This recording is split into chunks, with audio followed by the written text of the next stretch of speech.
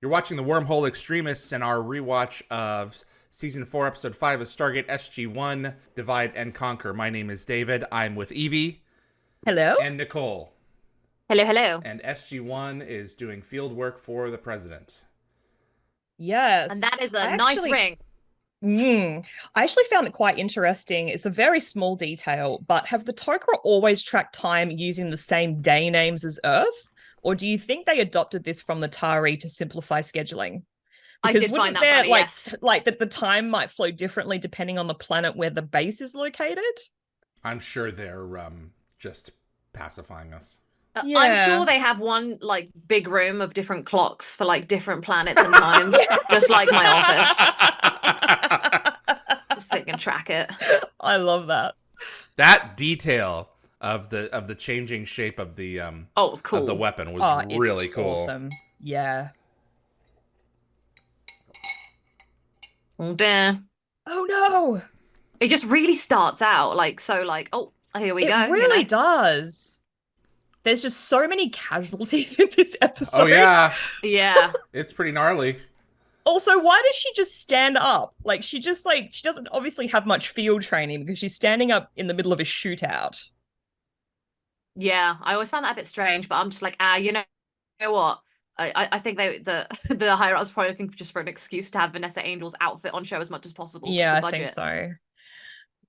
So you might have noticed Major Graham's patch. So this is the first time we see the newly formed SG-15. We were only aware of 14 SG teams before, and SG-14 appeared on Show and Tell. And over a year ago, Hammond intended to ask for another 3 teams in Into the Fire. Yep. I'm Slowly really but surely glad that getting he there. didn't that he only exploded into rocks. That was very like non-messy of him. Yeah, considering that it actually kind of gets kind of gruesome the first scene after the credits. Yeah, this is It's showtime for bloody. crying out loud. Yeah. So. So I was going to say this episode guest stars, as we just saw, Philip Mitchell as Major Thomas Graham. So this is his second of 4 Stargate appearances.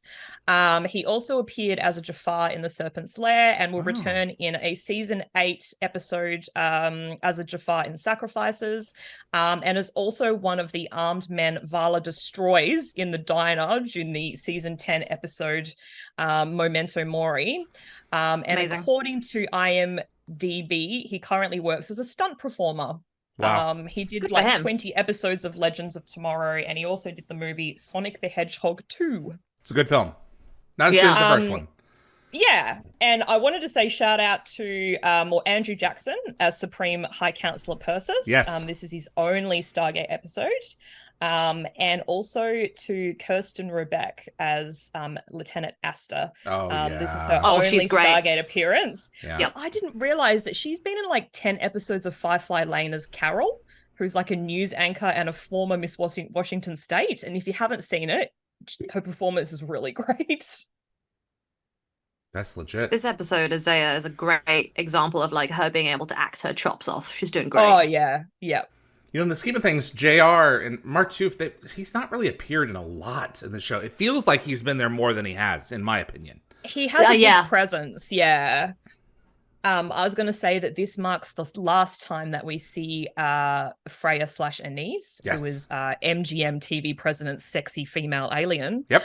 Yep. And it also marks the only time that we see Freya appear without Anise. Oh, really? So- Oh. Yeah, you don't hear from Anise at all. And according to Joe Malozzi, Vanessa Angel was a consummate professional, and they would have brought her character back if they could find a more fitting and satisfying storyline for her, but they didn't. So. Yeah. Renal I kind think of that's takes good, the though. place of her in season 5, but Renal was more of it was just more of a, expository. And, you're not going to bring Vanessa Yeah. Angel back unless she's going to be a part of the story. So. Yeah, absolutely. Oh, she's had a good run though. She's had Yeah. what, 3 episodes. Oh, she's had some great episodes. They've been my favorites. Yep.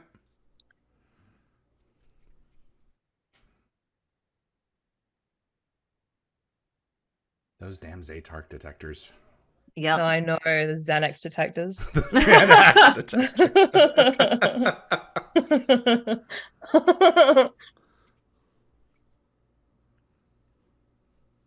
Can I just say as well that Evie and I are about to have like double meltdowns together, 2 episodes I straight. know. Like this is about to be a I good time know. for us.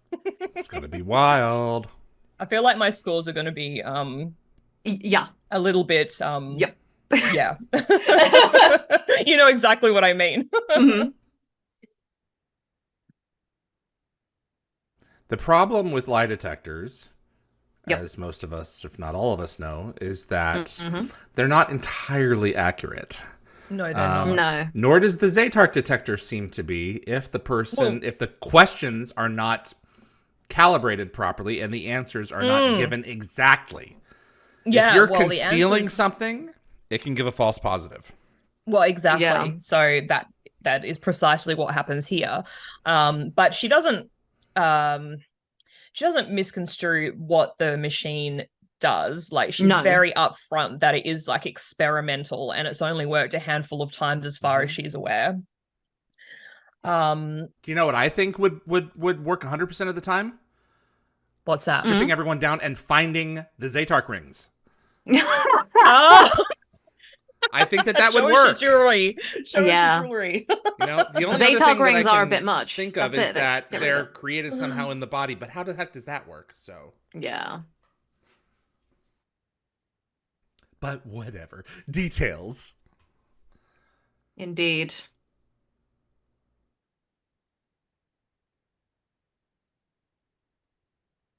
I love Such that a when Evie bulky carrier. was going back to Australia, the last thing we did was watch this just before we went to the airport. Oh boy. Of course, we had to. Yeah. I sold And then- all these props. The I'm Zatark jealous. carrying case and the full Oh, version of that's the Zatark cool. detector. Wow. Yep. So talking about the Zatarg machine, it actually quite closely resembles the Voigtkampf machine from Blade Runner.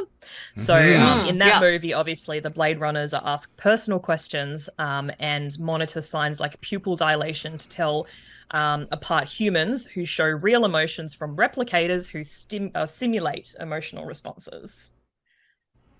Yep. Fun So I'd times. be curious to know if they were like inspired by that. Oh, I'm sure. We're not crazy about the Tok'ra. We work with them. No. We're allied with them, but we're just not crazy about them. Don't we see the Zatark detector again in season 6? Allegiance. Yeah. Indeed, yeah.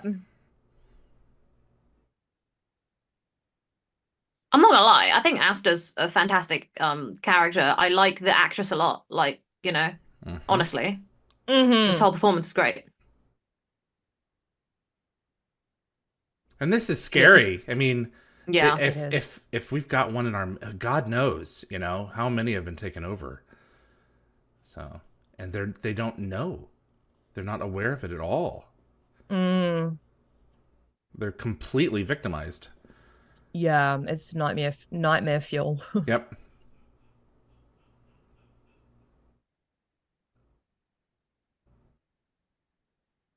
Subtle effect. Very cool.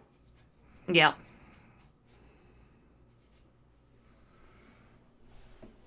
Yeah, I'm sad they couldn't bring Vanessa Angel back for stuff, but obviously, like, don't waste her talent on, you know, if you're not going to give her good stuff. Yep. Well, when you have a special guest star, it's just how it is. You know, you can't bring them back just for exposition. They have to be somehow involved in the plot. You're paying them for, you know, a specific at a specific price point. So the person is being truthful even if they're not aware that they are lying.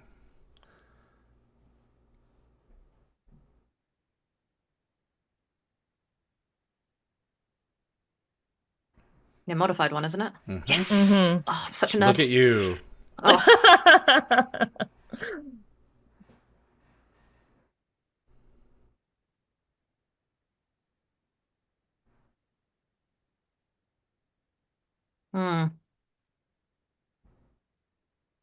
Exposition. Were there follow-ups Yeah. with the Zatark detector on I don't if there think could so. be anything at all to be done about it? But I guess not. No, I don't think there was. To be done about the Zatarks? Yeah. Well, once But they that was, like, activate, you know- that's it. They go crazy. I know, but if they're able to, like, what if they find more down the road? Like, were they able to recover them, or just no? they I just don't off think them? they revisit it at all. So Astor's flashback includes reused footage from the season 3 episode Into the Fire. Yeah, I did recognize that. the horse guards. 1,000 times I've watched it.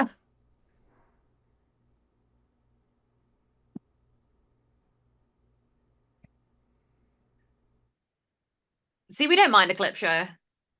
You know,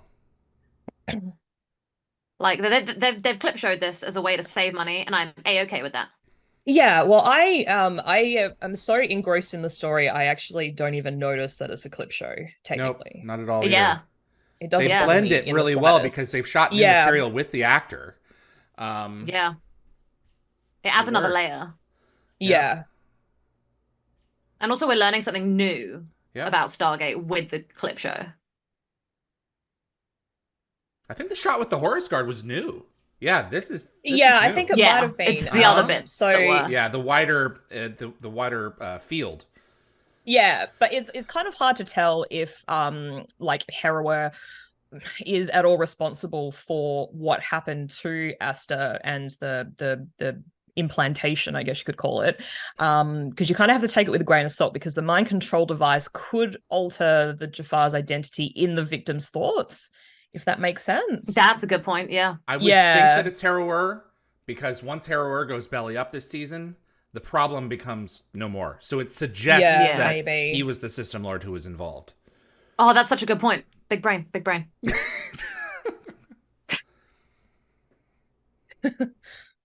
Now, when you go in the second time plugged into this thing, I would be worried. Yeah.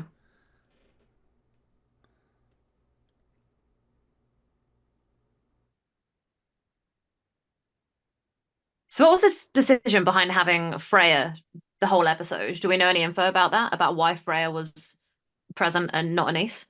No, I couldn't find anything any information on that, because it's interesting. At the very start, General Hammond introduced her as Anise.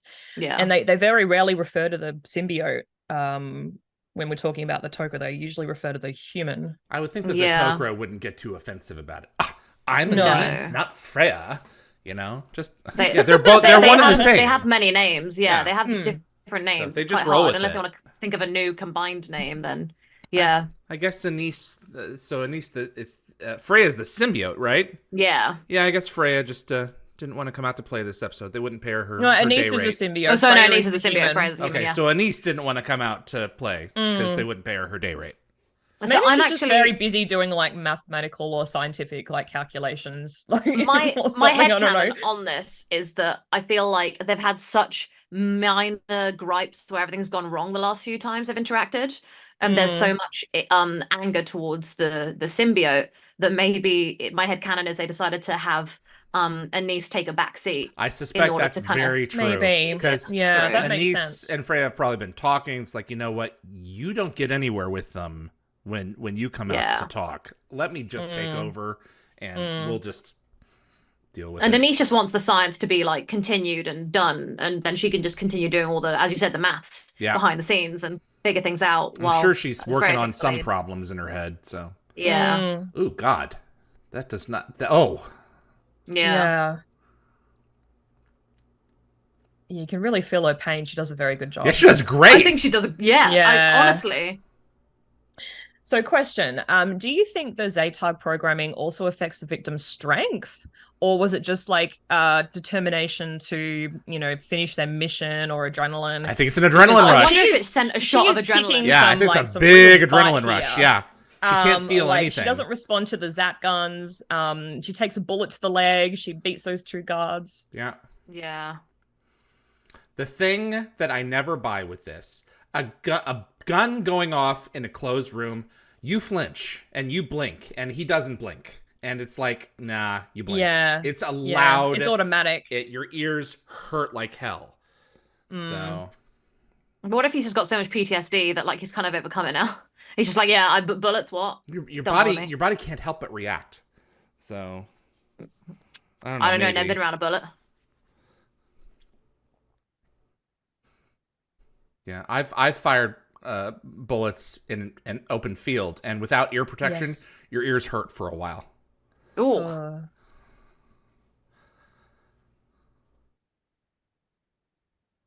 She shot herself. Awful. That's so frustrating that it's like, oh yeah, she died and we can't even extract the information because of the way she offed herself. Yeah. It's terrible. Like, I feel bad. Oh boy.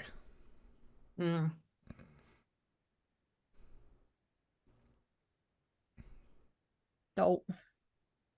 Although it says man. dumb. The sometimes it says dumb. Yeah, It's dull. no, yeah, bad translation. Yeah, our subtitles bad, guys. Oh my god, Evie begins. Evie is beginning. Drawing a blank.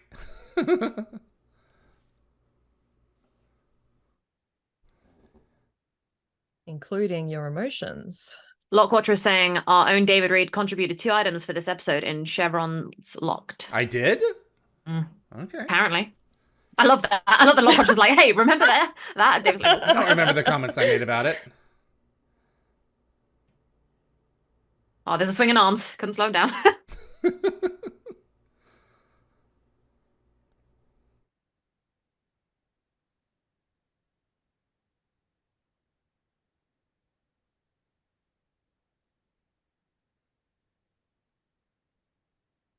Oh, so this is the additional footage that they withheld from upgrades. Yeah.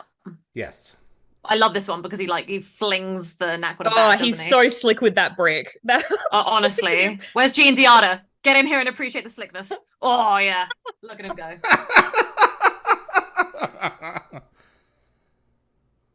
So some of that footage we hadn't seen. No, yeah, that one we didn't see. Well, I remember him like throwing the brick. We at just him. saw We him with that. the backpack filled with. Yeah, the you don't see him taking the brick and flinging it. Oh, yeah, that was new for this episode. Yeah, throwing the brick. Yeah, don't worry. sure? Evie and I have overanalyzed these episodes to hell. Yeah, we can promise positive because Okay. I mentioned it in the last episode. Yeah. Interesting. And so this is like mostly like original footage. Yeah. It would have been filmed at the same time, I imagine. They just withheld it. Yeah. Cling film. Well, I remember this. Yeah, this was in it. It's the stuff after that's kind of not. Well, yeah, him screaming, you know. Jean Diada says she's appreciating the slickness. That's important. I'm glad. Also, Lockwatcher said bullets bounce for the room. And that's the Mitchell quote. Whoa, man! Bullets bounce from Avalon.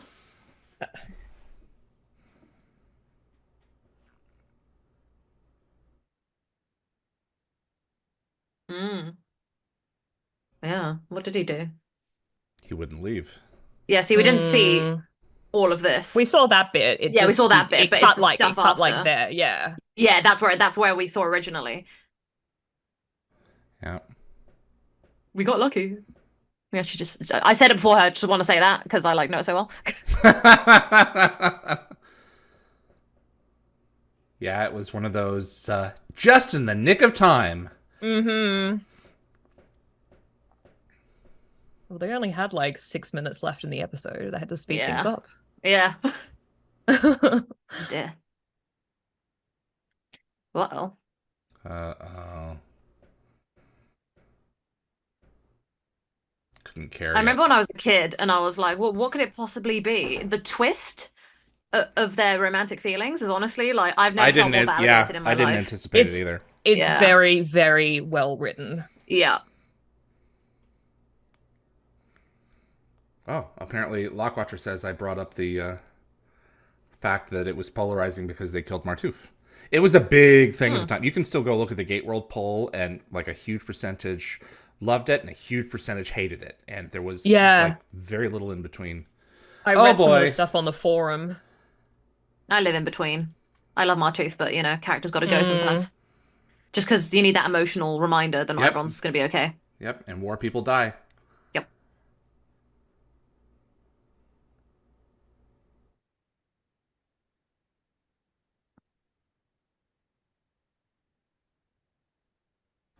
We've got a problem on our hands. Oh my god, yes, alone in a room together. Oh, I'm getting flashbacks to when alternate Sam came. But, so if they scanned them like they scanned Aster at the end, they wouldn't go crazy, would they? No, I don't think so go ahead and do it. Yeah. So just take the airman out of the room and, or be prepared to put him down.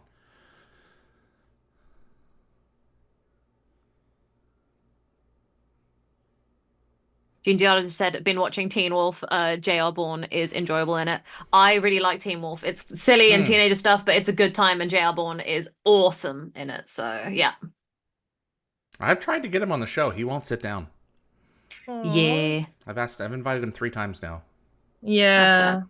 Because he's been to GateCon a bunch of times, hasn't he? He sure has. Yeah. Maybe his Teen Wolf schedule's just so busy because he did do the movie as well. The movie, yeah, I invited him to come on and promote the movie, and he said no. So it's his prerogative, I guess. It is his prerogative. No one's required to sit down with me. So. Well, we both enjoy sitting down with you, David. Well, thank you. Yeah, we do. That's why we've been here for so many years, and will be for so many years to come. Out of obligation. No, absolutely it's a long-term not. commitment that we're both happy to go through. Yo-yos. I love the yo-yos. He doesn't know what he's doing. No, he doesn't. I'm not gonna lie. I really don't know how to feel about this whole situation. Yeah, well, it's kind of interesting because like Freya's crush seems at odds with Martouf's account of the Tok'ra host symbiote bond.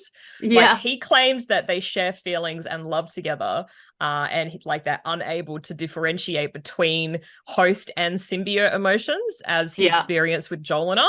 Yeah, but I mean, maybe this sort of relationship was the exception rather than the rule. I do remember Rick saying after this scene, no more. Yeah, good. Yeah, I remember hearing that too. It really it doesn't make the character look good. Like now that I'm older, I'm now kind of like, oh, it's kind of just a bit gross when everyone's like always hooking up with. Well, that's more Shepard's thing. Shepard's Kirk. O'Neill is not Kirk. No, he's not. Or Riker. So no. Oh gosh, I don't know how to feel about this. Yeah, it doesn't really fit in well with the episode.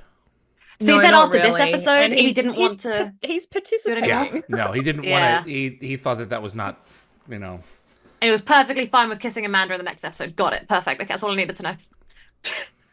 I just like hearing that. He's like, yeah, Sam and Jack. I'm happy with it. Everything else, no.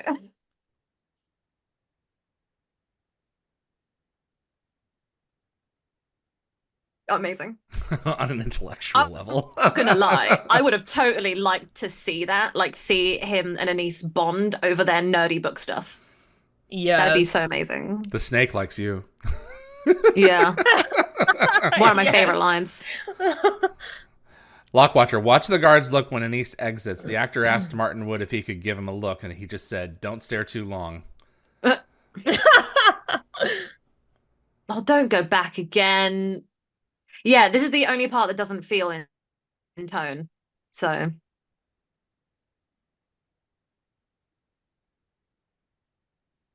I could blow any minute.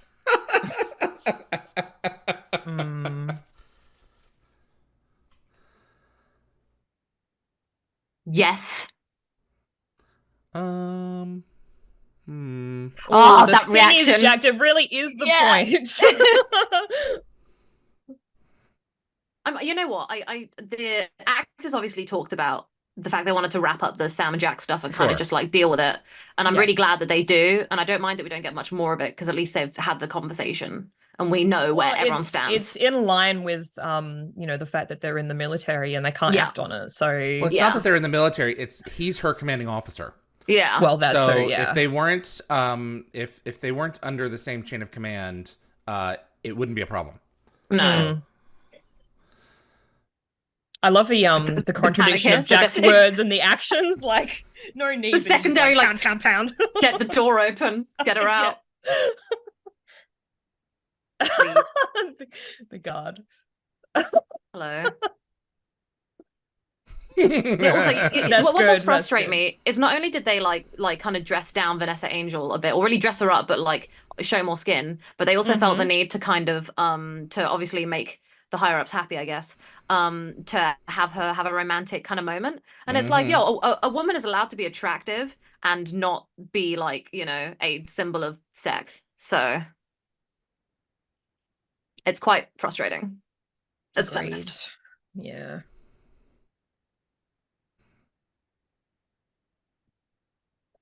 So I was going to mention the Tari Toka Treaty. So later in The Lost City Part 2, Daniel credits Dr. Elizabeth Weir's work as the inspiration for the treaty, but we don't meet her obviously until later. That's correct.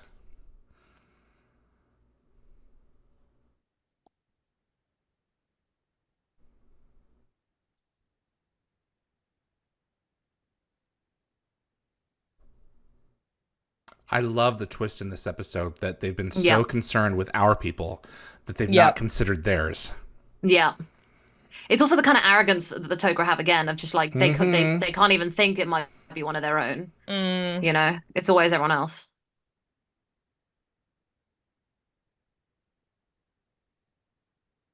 Oh, Martooth is so cute. What a guy. Adorable. Gene Diata said that was all the decisions from the suits. They did the same on Andromeda a couple years later. What's that? Yeah. The having to like overly sexualize the kind of the attractive women that come in and then kind of force romances into things that aren't needed. The fact of the matter is it increases ratings.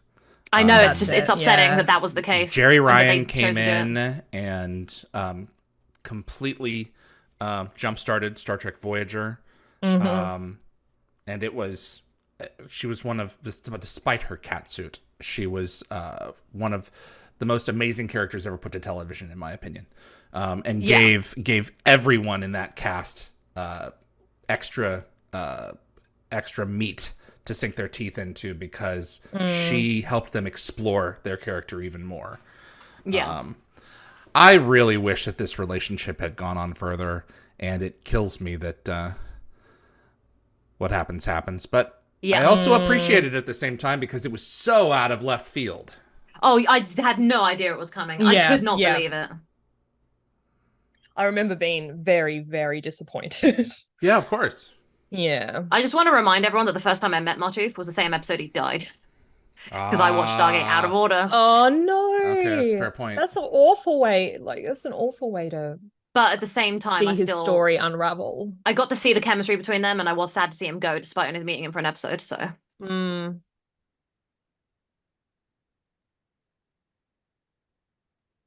Why are their conversations always so awkward and loaded? Because it's funny. Yeah. They make me so happy. They're just not comfortable with one another. No. But they are at the same. It's really weird. They've found a mode of communication that works, where they don't have to spell everything out. Yeah, just the silence. They know what's up. They're very different people. Yeah, they are. Oh, here we go. The host half. I just love that these are the Jack O'Neill moments I'll miss the most. Oh, I'm waiting. I'm so excited.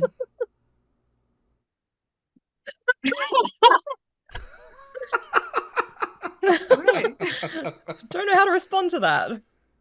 Jeez. Damn yo-yo. He probably requested the yo-yo. Yeah.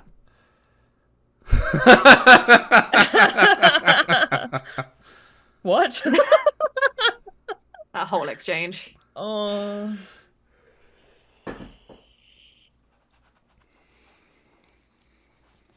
Makes me kind of sad. I'm also sad that I didn't realize this until I was rewatching it yesterday. But Tilk's role is so diminished in this episode. Some of the best episodes. It makes me sad. Yeah, I know we had like two, I think we had two back-to-back sort of Tilk-centric episodes, but like he's barely in this episode at all. Like he maybe has two lines. Like, and he wasn't in Upgrades much either, because obviously SG1 was off doing their own thing, and he was Jafar. That's true.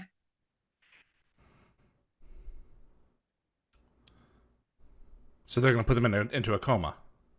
Basically, yeah. Oh my god, this is almost like over already. Oh my god, we only have like 15 minutes left. Oh, I'm stressed. I know. It's so good. A lot happens in the in the final minutes. Lockwatcher just said never give RDA anything to hold on to. He's That's such a true. like physical actor who likes to grab things and have fun and play. Actors like business. They like things to Yeah. do. Yeah.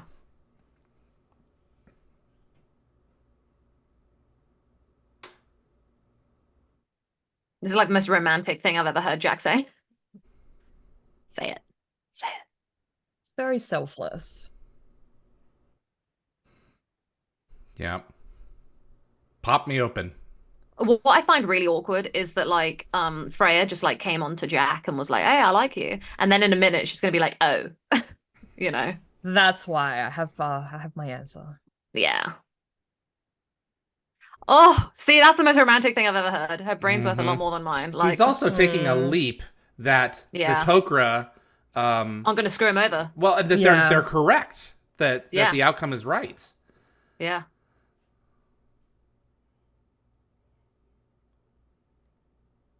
He's taking such a big risk with the Tok'ra that they're actually going to accomplish their goal, and I feel like he's doing it for Sam, but like also trusting the Tok'ra is something that Sam would do in the situation as well. You know, it's really like noble of Jack to like be so selfless and be willing to work with the Tok'ra on this. How embarrassing would it be that if Sam went to Jack and said, we have to tell them about how we really feel, Oh, and he ultimately had to say, but I genuinely don't feel anything. oh my God, no! You've been misreading me. Oh, don't even put that out there. Stock footage from movie. There's Vern. How's the wife? Yes. Look what you said, by the way, I missed this. Once again, Anise used the wrong crystal to make her outfit. It was mismarked as scientist. Because like every time she comes in with a different crazy outfit, and it's like she never looks Tok'ra. Like I know the Garshol had that fancy dress, and some of the Tok'ra had fancy dresses in the early days, but like they Yes. stopped doing that. Yeah, and the then Greek and then went all away. of a sudden, yeah, and they suddenly brought it back. Yeah, just battle dress. Yeah.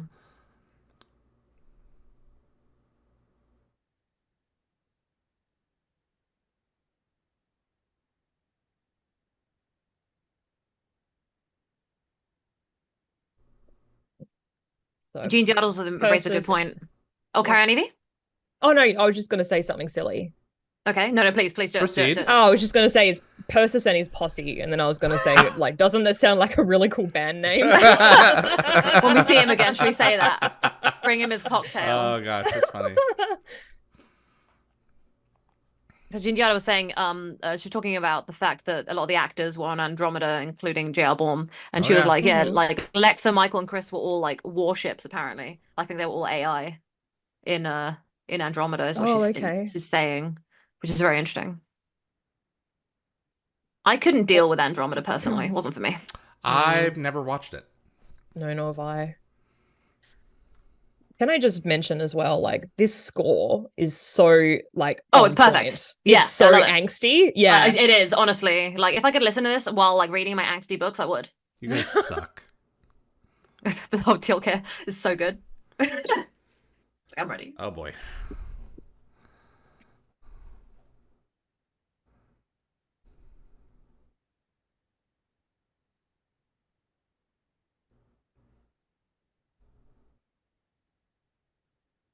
We know that there's going to be a shoe to drop. I felt it when I watched it the first time, but I didn't know what. I forget how handsome he is, Councillor Perseus. Like that's a nice hair and a nice outfit. I wish it would have been Garshaw. Yeah, I miss Garshol. Yeah, that would have been cool as well. But it does suggest that there was, that they just visited one cell. There could be hundreds of cells. Also, that like they have like planet, a good system of government where like they rotate people around because that's like a sensible thing to do. No, they evacuated that planet at the end of Tok'ra 2. Oh yes, they did, of course. Yeah. Yeah. Oh, here we go.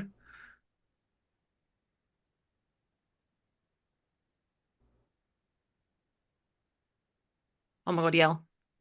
Yes. Yep, machine's wrong.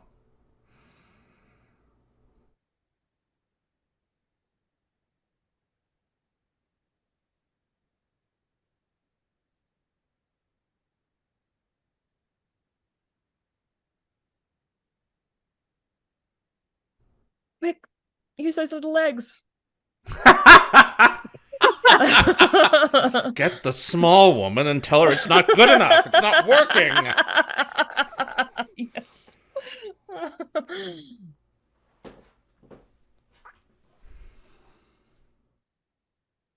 Oh my god. Oh my god. So excited. Can we clear the room, please?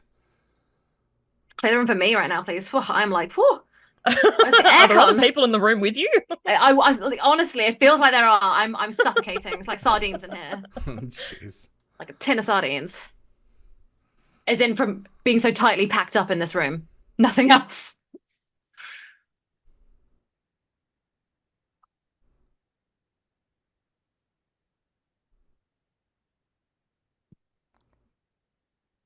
But we didn't tell the whole truth. Mm. See? Yeah, no, I didn't. Smack both of them. Yeah.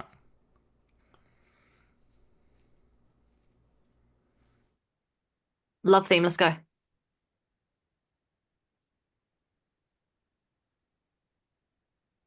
just love his reaction.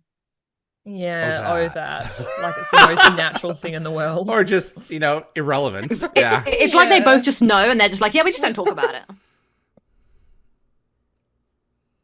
Like, she literally saw him making out with an alternate version of her. Yep. And they're like married in like every other bloody situation they've encountered so far. Your feelings with someone evolve. Yeah. You know? I think their true feelings like really kicked in during season 3. Like when that alternate reality episode kind of kicked in. I think that's when they both were like, uh-oh, made them really think.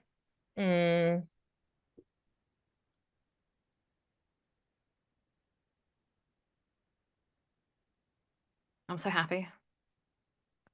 So when someone kicks a wall or knocks up against it, they have to reinforce it for that. Everything that you see on television is pretty much paper thin. Yeah. Yeah.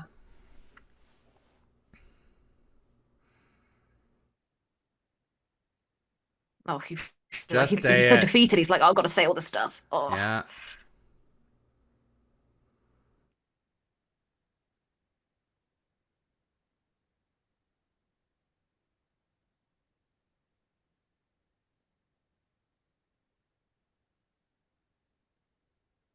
Yep. Wow. The two-shot coming up with the force field is... Oh my, it's my favorite thing in the world. Yeah, with the glistening force field between them. Yeah. So I heard that there was dialogue written for the scene, but both actors decided to disregard it. Don't say... Yeah, don't. Yeah. I say enough. When I'm reading a book and they don't say anything, I'm like, yeah, that's better. I can imagine the eye contact. And apparently, according to Martin Wood, there was a quote from him in the Stargate Illustrated Companion book, and he said that Rick and Amanda really loved playing the scene because it's not the sort of thing that happens on Earth. No human being, to my knowledge, has ever been forced to look at the person they love through a force field, knowing that one or both of them is facing impending death. Where did that come from? Apparently, it came from the Stargate Illustrated Companion book for like season 3 and 4. I might actually have that. Oh my god. Yeah. I'm really sad we didn't get to see Sam doing like the full spiel of her side. I was gonna say, but I don't know. I think it's perfect the way it is.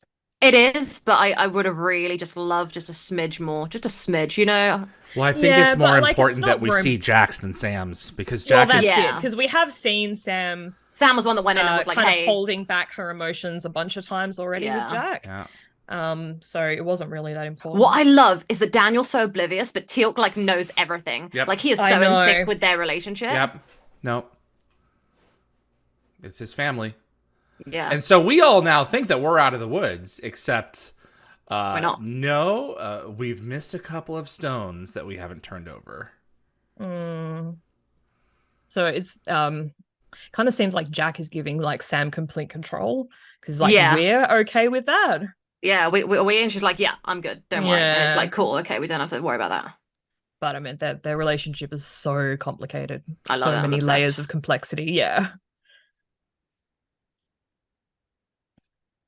hate this. I hate that Sam realized too late. I It breaks my know. heart. Uh-oh. Well, it takes like a scary long time for them to realize they hadn't tested Freya or my tooth. Like, it's kind of a little bit careless because they it's the tested Toker being all arrogant, the isn't it? SGC personnel and all the Toker who came to Earth, but like, why not my tooth? Yeah. But I'm guessing this kind of revelation came too late to stop Matu from executing his programming.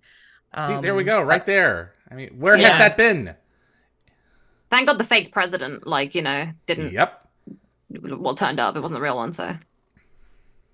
Do you think like they could have stopped Martouf? Like Daniel was very calmly going to ask him if he wants to step out, but like as Freya pointed out, like the victim might still become self-destructive even if they can't fulfill their programming as objectives. So would it have even made a difference?